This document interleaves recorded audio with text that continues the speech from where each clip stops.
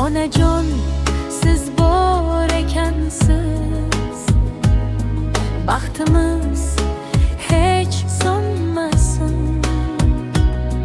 Shukr deymiz har nafas, onam bor eng katta baxt. Onajon siz kulsangiz dunyo yanada go'zal, sizni doim asraymiz, mehringiz bizga qanot.